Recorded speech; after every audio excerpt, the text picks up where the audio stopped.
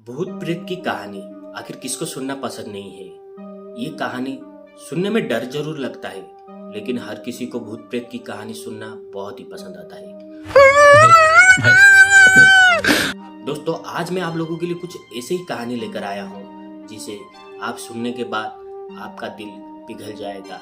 आप भी एक बार सोचने में मजबूर हो जाएंगे, आखिर ऐसा भी हो सकता है। तो आज मैं आप लोगों को कुछ ऐसी कहानी सुनाने वाला हूँ जिसे सुनने के बाद आप एक बार नहीं 1000 बार सोचने में मजबूर हो जाएंगे। अरे कहना क्या चाहते हो? कि आखिर दोस्ती में भी ऐसा हो सकता है? क्या अपना दोस्त, आप जिसे अपने भाई से भी ज्यादा मानते हैं, आप जिसे अपना बेस्ट फ्रेंड समझते हैं, क्या वो आपके साथ कुछ ऐसा कर सकते हैं? जी हाँ दोस्तों, आज की कहानी है दोस्ती के बारे। नमस्कार दोस्तों, मैं हूं संतोष और आप लोग देख रहे हैं हमारे YouTube channel Bajrangi story land.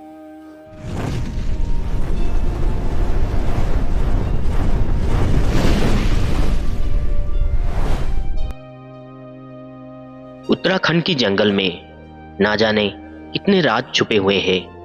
ये कहानी है उत्तराखंड के एक छोटे से गांव में रहने वाले रघुबर के परिवार के बारे में है। रघुबर उस छोटे से गांव में मुखिया थे। उस गांव के सारे लोग रघुबर को बहुत ही मानते थे, उनकी इज्जत करते थे। रघुबर की एक ही लड़की थी, ऐश्वर्या। ऐश्वर्या का उम्र 18-19 साल हो चुका था, मगर उसका बचपना अभी तक नहीं गया था। भले ही ऐश्वर्या का शादी का उम्र हो चुका था, मगर ऐश्वर्या उस गांव के छोटे छोटे बच्चे लोगों के साथ मिलकर खेल कूद करना उसे बहुत ज्यादा पसंद था। हर माँ बाप की तरह रघुबर का भी एक ही सपना था कि उसकी बेटी ऐश्वर्या को एक अच्छा सा दूल्हा मिल जाए। वो अपना घर संसार बनाने के लिए एक अच्छे परिवार के पास जाकर रहे। रघुबर अपनी बेटी ऐश्वर्या के लिए एक अच्छा सा दूल्हा ढूंढना भी शुरू कर दिया था, मगर बहुत ढूंढने के बावजूद भी उसे उसके बेटी के लिए एक अच्छा दूल्हा नहीं मिला था। एक दिन रघुबर के बचपन के दोस्त उनके गांव घूमने के लिए गए थे। रघुबर को देखते ही, अपने दोस्त को देखते ही उसे गले से लगाया और कहने लगा, अरे यार, तुम कैसे हो? ठीक ठाक तो चल रहा है ना सब? रघुबर अपने बचपन की दोस्त को देखते ही बहुत ज्यादा खुश हो गया, उसे अपने घर पर बुलाया। उस दिन दोनों दोस्त मिलकर बचपन की मीठी यादें ताजा करते हुए 2-3 घंटे तक बैठकर ऐसे ही बातचीत कर रहे थे। तभी ऐश्वर्या घर पर आया। ऐश्वर्या को देखते ही रघुबर के दोस्त कहने लगा, अरे यार, ये तुम्हारा बेटी है क्या? रघुबर कहने लगा, हाँ यार, ये मेरा बेटी ऐश्वर्या है। रघुबर के दोस्त ने कहा, अरे यार, तुम्हारा बेटी की शादी का उम्र हो चुकी है, क्या तुम उसके लिए कोई दूल्हा ढूंढ रहे हो? रघुबर बहुत ही गंभीर से कहने लगा, दोस्त, मैं तो अपनी बेटी के लिए दूल्हा ढूंढ रहा हूँ, मगर मुझे मेरी बेटी के लिए सही दूल्हा नहीं मिल रहा है। मेरे बेटी की बचपना अभी तक गया नहीं। मुझे डर लगता है, अगर मेरी बेटी के लिए कोई गलत दूल्हा मिल जाए तो फिर मेरी बेटी की जिंदगी बर्बाद हो जाएगी। ये सोचते हुए भी मुझे डर लगता है। तभी रघुबर के दोस्त उसके हाथों को पकड़कर बहुत ही शांति से कहने लगा, अरे यार, अगर तुम बुरा नहीं मानोगे तो मैं तुम्हें एक बात कहना चाहता हूँ। मेरा बेटा अमीरुल बहुत ही सीधा साधा लड़का है, उसका भी शादी का उम्र हो चुका है। मैं उसके लिए भी एक तुम्हारी बेटी जैसा दुल्हन ढूंढ रहा था, मगर देखो, आज मेरे सामने भगवान तुम्हारी बेटी को लाकर खड़ा कर दिए है। मेरे दोस्त, अगर तुम बुरा नहीं मानोगे तो मैं तुम्हें एक बात बताना चाहता हूँ। क्यों ना हम दोनों हमारे बचपन की इस दोस्ती को रिश्तेदारी में बदल ले। इससे हमारे बच्चों की जिंदगी भी सुधर जाएगा और हमें अपने बच्चों के लिए डरने की भी कोई जरूरत नहीं होगा। हमारा बच्चे हमारे घर में ही रहेंगे। बोल, क्या कहता है तू? रघुबर अपने दोस्त के मुंह से ये सब सुनकर बहुत ज्यादा खुश हो गया। अब उसे अपने बेटी का फिक्र करने की कोई जरूरत नहीं था, क्योंकि रघुबर को ये पता था कि उसका दोस्त कैसा इंसान था।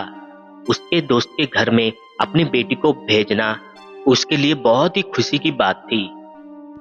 इस तरह से दोनों दोस्त मिलकर रिश्ते की बातें तय कर दिए। ऐश्वर्या और अमीरुल 2-3 बार आपस में बातचीत करने के बाद उन दोनों का भी मन एकजुट हो गया। वो दोनों भी तैयार थे शादी के बंधन में बंधने के लिए। अमीरुल बहुत ही भोला भाला और सादा सीधा इंसान था। अमीरुल चेन्नई में रहकर एक बड़े से कंपनी में काम करता था। देखते ही देखते ऐश्वर्या और अमीरुल की शादी कुछ ही महीनों के बाद हो गया। दोनों की जिंदगी बहुत खुशी से गुजर रहा था। नई नई शादी हुआ था। दोनों एक दूसरे को अच्छी तरह से समझने की कोशिश कर रहे थे। मगर 2 महीने के बाद अमीरुल का छुट्टी खत्म हो गया। वो शादी के लिए 2 महीने का छुट्टी लेकर आया था। उसे फिर से चेन्नई काम करने के लिए जाना था। मगर अमीरुल का मन अपनी बीबी ऐश्वर्या को छोड़कर जाने के लिए मन ही नहीं कर रहा था। मगर वो कर भी क्या सकता था। जिंदगी में अपना परिवार जितना अहमियत रखता है उतना ही काम भी अहमियत रखता है। ऐश्वर्या को ये बात पता था, इसलिए ऐश्वर्या अमीरुल का हाथ पकड़ते हुए कहने लगी, आप मेरे फिक्र करने की कोई जरूरत नहीं है। आप खुशी खुशी काम पे चले जाइए। अभी तो 6-7 महीना ही बाकी है। दीपावली आने वाला है। दीपावली के समय आपको छुट्टी तो जरूर मिलेगा। आप तभी आ जाइए। तब तक मैं आपका इंतजार करूंगी। ऐश्वर्या की इसी तरह से मीठे मीठे बातों पर अमीरुल फिदा था। वो ना चाहते हुए भी ऐश्वर्या को छोड़कर चेन्नई काम करने के लिए चला गया था। मगर चेन्नई में अमीरुल का मन काम पर नहीं लग रहा था। उसके सामने बार बार ऐश्वर्या की शरारती चेहरा नजर आती थी। वो सब कुछ भुलाकर जितना भी काम पे मन लगाने की कोशिश करता था, मगर उसके दिमाग में ऐश्वर्या के मीठे मीठे ख्याल आता रहता था। अमीरुल की ये बेकरारी दिन ब दिन बढ़ती ही जा रहा था। अमीरुल अपने दिल की बातें उसके साथ काम करने वाले 6 दोस्त, जिसे वो अपना बेस्ट फ्रेंड मानता था, जिसे वो अपना भाई मानता था, उन लोगों के साथ शेयर किया। अमीरुल का वो 6 दोस्त रोज रोज अमीरुल के मुंह से ऐश्वर्या की बातें सुन सुन कर ऐश्वर्या की एक खूबसूरत सी छवि अपने मन में बना लिए थे। और वो बार बार अमीरुल से यही कहते, अरे यार, हमें हमारे भाभी से तुम कब मिलाओगे। अमीरुल मुस्कुराते हुए कहता था, अरे यार, मिलने के लिए हम तो कब से बेकरार है, मगर क्या करें, ये काम हमारी जिंदगी में दीवार बनकर खड़ा हुआ है। मगर तुम लोग टेंशन मत लो, बहुत जल्दी ही मैं तुम्हें तुम्हारे भाभी से मिलाऊंगा। भोला भाला अमीरुल, उसको ये पता नहीं था कि उसका जो 6 दोस्त थे, उन लोगों के शैतानी दिमाग में एक भयानक ही खिचड़ी पकना शुरू हो गया था। वो 6 दोस्त मिलकर अपने दिमाग में एक घिनौना ख्याल रखे थे। बस उन लोगों को एक मौके की तलाश था। वो 6 दोस्त मिलकर ऐश्वर्या की कल्पना रात में सोते हुए करते करते उन लोगों को ठीक से नींद भी नहीं आ रहा था। आखिर एक दिन सब लोग मिलकर एक खतरनाक प्लान बनाए, जिसका शिकार बनने वाला था अमीरुल। अमीरुल को अपने दोस्तों की शैतानी दिमाग के बारे में पता नहीं था। अमीरुल के 6 दोस्त एक दिन मिलकर अमीरुल के पास गए और कहने लगे, अरे यार अमीरुल, तू एक काम क्यों नहीं करता है? क्यों ना तुम भाभी को यहाँ कुछ दिनों के लिए लेकर क्यों नहीं आ जाता है? यहाँ कुछ दिन रहेगी और चेन्नई भी घूमेगी तो भाभी को भी बहुत अच्छा लगेगा। तभी अमीरुल अपने दोस्तों की बातें सुनने के बाद कहता है, अरे नहीं यार, ऐसा नहीं हो सकता है। गांव में मेरे माँ बाबा अकेले हो जाएंगे। गांव में ऐश्वर्या के अलावा मेरे माँ बाबा के ख्याल रखने वाला और कोई भी नहीं है। तुम लोगों को क्या लगता है, क्या मेरा मन नहीं होता है यहाँ में ऐश्वर्या को लेकर आने के लिए? ऐसा नहीं हो सकता है यार, मैं अपने माँ बाबा को गांव में अकेला नहीं छोड़ सकता हूँ। इस तरह से कुछ दिन और बीत गए, मगर अमीरुल की बेकरारी और भी बढ़ता जा रहा था। अब तो अमीरुल का मन काम में एकदम नहीं लग रहा था। इस तरह के अमीरुल का बेकरारी देखकर अमीरुल के 6 दोस्त उसके पास गए और कहने लगे, चल यार, हम भी तेरे साथ गांव घूमने के लिए तेरे गांव चलते हैं। क्या है कि हम 6 लोग आज से पहले कभी भी गांव गए नहीं हैं। हम चेन्नई में ही पले बड़े हैं। आखिर गांव क्या होता है हम लोगों को पता नहीं है। इसी बहाने हम तुम्हारे माँ बाबा के साथ भी मिल लेंगे और साथ ही साथ भाभी जी का भी दर्शन हो जाएगा। चलना यार, किसी को भी पता नहीं चलेगा। हम लोग ऐसा काम करते हैं, एक दिन का छुट्टी ले लेते हैं। हम सारे दोस्त मिलकर शनिवार को छुट्टी कर देते हैं। कंपनी को कहते हैं कि हमारा तबीयत खराब है। शुक्रवार के रात को हम सब यहाँ से निकलते हैं और शनिवार के सुबह होते होते हम सारे दोस्त तुम्हारे गांव पहुंच जाएंगे। शनिवार और रविवार तुम्हारे गांव में घूमेंगे फिरेंगे। और रविवार रात को फिर से गाड़ी में बैठकर यहाँ पहुँच जाएंगे और किसी को भी पता नहीं चलेगा। सोमवार की सुबह हम सारे दोस्त मिलकर काम पे चले जाएंगे। क्या बोलता है, बोल। अपने 6 दोस्तों की ये सुझाव अमीरुल को बहुत ज्यादा पसंद आया। वैसे भी अमीरुल ऐश्वर्या से मिलने के लिए बहुत ही बेताब होता जा रहा था। उसने बोला ठीक है, हम लोग ऐसा ही करते हैं। शुक्रवार रात को अमीरुल और उसके 6 दोस्त सब मिलकर अमीरुल की गांव की ओर बढ़ने लगे। बहुत ही लंबा सफर था। शनिवार के सुबह सुबह अमीरुल और उसके दोस्त सारे मिलकर उस गांव के एक छोटे से बस स्टैंड पर उतर गए। अमीरुल का गांव उस बस स्टैंड से लगभग आधा घंटा का रास्ता था। वहां का कच्ची सड़क पकड़कर जंगल से होता हुआ अमीरुल के गांव पहुंचना था। रास्ता बहुत ही कठिन था, मगर फिर भी अमीरुल के 6 दोस्त सब मिलकर अमीरुल के पीछे पीछे चलने लगे।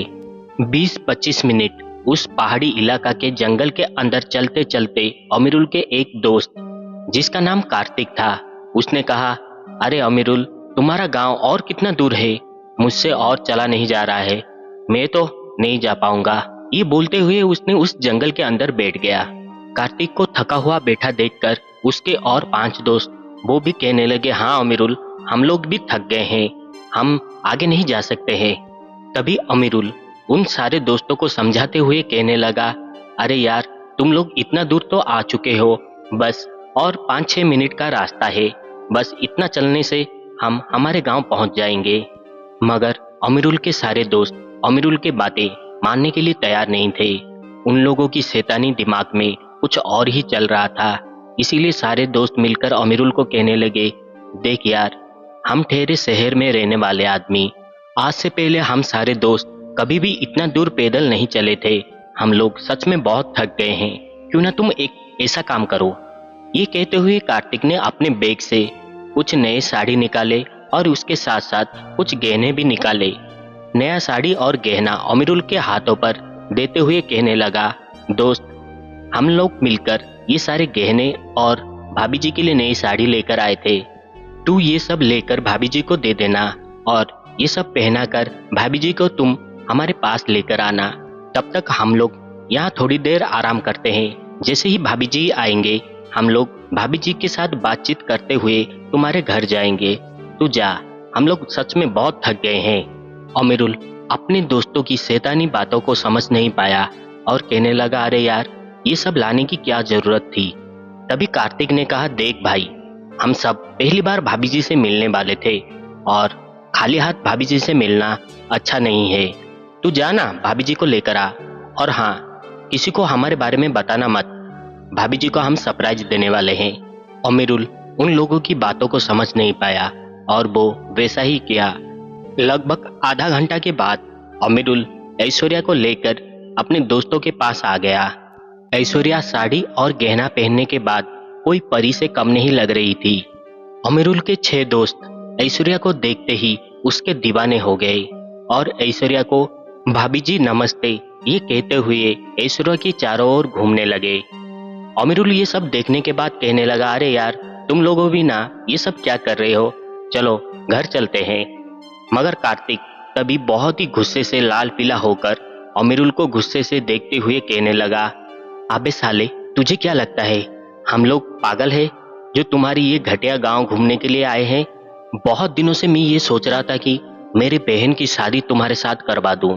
तू बहुत ही अच्छा इंसान है। ये सोचते हुए मैं अपनी बहन की शादी तेरे साथ करना चाहता था, मगर तू एक नंबर का हरामी है। हम लोगों को बिना बताए ही तू आकर गांव में इस गांव की गवार जैसे लड़की को शादी कर लिया। अमीरुल कार्तिक के इस तरह का बातें सुनते ही हैरान हो गया और कहने लगा, मेरे यार, तू ये क्या कह रहा है? तुझे तो मैं अपना भाई मानता था। तुम्हारा बहन क्या मेरा बहन नहीं है? तुम मेरे बारे में ये सब सोचते हो, मुझे पहले पता नहीं था। अरे यार, अगर मेरे वजह से तुम्हें कोई तकलीफ हुआ हो तो मुझे माफ कर दो। मगर कार्तिक उस वक्त अमीरुल की कोई भी बातें सुनने के लिए तैयार नहीं था। कार्तिक के साथ साथ उसके 5 दोस्त मिलकर अमीरुल और ऐश्वर्या को पकड़कर घसीटते हुए जंगल के अंदर ले गए। अमीरुल और ऐश्वर्या चिल्लाने की कोशिश करने ही वाले थे कि वो सारे दोस्त मिलकर इन दोनों की मुंह में कुछ कपड़े घुसा दिए थे। वो दोनों लाचार और बेबस कुछ समझ पाते इससे पहले ही कार्तिक अपने दोस्तों के साथ मिलकर एक बड़ा सा पत्थर लेकर अमीरुल के सर पर वार किया। वो गुस्से से अमीरुल के सर पर तब तक वार करता रहा जब तक कि अमीरुल की सांसें रुक नहीं गया। दोस्तों, उस वक्त वहां का नजारा बहुत ही दर्दनाक था। अमीरुल कभी भी ये सोचा नहीं था, जिसे वो अपना भाई मानता है, जिसे वो अपना दोस्त मानता है, वो ही दोस्त उसके साथ ऐसा काम करेंगे। मगर कर भी क्या सकते हैं, इंसान गुस्से में कब क्या बन जाए किसी को भी पता नहीं है। उसी जंगल के बीच में अमीरुल का मौत हो जाता है। मगर वो 6 हैवान यहाँ पर नहीं रुकते हैं। उन लोगों की नजर ऐश्वर्या के ऊपर था। वो 6 खूंखार भेड़िए बारी बारी करके ऐश्वर्या की वहां पर चीर हरण करने लगे। उस वक्त वो मासूम सी ऐश्वर्या कर भी क्या सकती थी। वो 6 लोग बारी बारी करके ऐश्वर्या की बलात्कार करने लगे और कुछ ही समय के बाद ऐश्वर्या को भी उस जगह पर उसका गला काटकर उसे भी मौत की घाट उतार दिए। वो 6 आदमी मिलकर अमीरुल और ऐश्वर्या की लाश के ऊपर सूखे पत्ते डालकर उसमें आग लगा दिए। जंगल में आग लगना कोई नई बात नहीं था। ऐश्वर्या और अमीरुल की लाश उस जंगल में जलकर राख हो गया और इन दोनों के बारे में वहां के आसपास के लोगों को किसी को भी पता नहीं चला। वो 6 दोस्त मिलकर अमीरुल और ऐश्वर्या को वहां पर जलाकर किसी को भी बिना पता चले वो लोग चेन्नई वापस आ गए। वो अपनी जिंदगी में जैसे नॉर्मल की तरह काम करते हैं वैसे ही काम करने लगे। उस तरफ ऐश्वर्या के पिताजी और अमीरुल के पिताजी दोनों मिलकर कुछ महीने तक उन दोनों की तलाश भी किए थे, मगर उन दोनों को अमीरुल चेन्नई में कहाँ काम करता है, कौन से कंपनी में काम करता है, इस बारे में किसी को भी पता नहीं था। वहां के गांव के लोगों का ये कहना है कि अमीरुल अपने बीबी को लेकर चेन्नई चला गया, मगर अमीरुल के पिताजी को ये पता है कि उसका बेटा ऐसा नहीं था। अमीरुल और ऐश्वर्या की परिवार आज भी उन दोनों की राह देखे हुए बैठे हैं। काश वो दोनों वापस आएंगे। दोस्तों, ये कहानी अभी खत्म नहीं हुआ है। इस घटना के 4 महीने के बाद कार्तिक का भी बड़े ही बेरहमी से हत्या हो जाता है। कार्तिक का मौत बहुत ही दर्दनाक हुआ था। उसका मौत ऐसा हुआ था कि कोई खूंखार जानवर उसको नोच नोच कर खाया होगा। उसके शरीर पर हर जगह पर नाखून का निशान था और कार्तिक का गला काटा गया था। चेन्नई में जब पुलिस पूछताछ किए तो उनके 5 दोस्त मिलकर ये बयान दिए थे कि कार्तिक 2 महीनों से एक लड़की के प्यार में पड़ा था। उनमें से एक दोस्त ये भी कहा था, एक दिन रात को जब वो सोया था, कार्तिक आधी रात को उठकर घर के बाहर निकल कर गया। उसे कुछ समझ में नहीं आ रहा था आखिर कार्तिक किधर जा रहा है। वो भी कार्तिक के पीछे पीछे चुपके से बहुत दूर गया और कुछ ही दूर जाने के बाद उसने देखा कि कार्तिक एक जगह पर बैठकर किसी के साथ बात कर रहा है। उसे ऐसा लग रहा था कि कार्तिक अपने पास किसी को बिठाकर उसके साथ मीठे मीठे बातें कर रहा है, मगर बहुत दूरी होने के वजह से उसे ये दिखाई नहीं दे रहा था कि कार्तिक आखिर किसके साथ बातें कर रहा है। कार्तिक जिस लड़की को प्यार करता था, आज से पहले कोई भी इंसान उसको देखा नहीं है। सिर्फ कार्तिक के मुंह से ये सुने थे कि वो एक लड़की से प्यार करता है। उसने ये भी कहा कि उस दिन रात को उसे एक अजीब सी परछाई भी दिखाई दिया था। वो परछाई किसका था उसे पता नहीं, लेकिन एक आवाज उसके पीछे से गूंजता हुआ अजीब सी मुस्कुराहट देता हुआ उसे सुनाई दिया।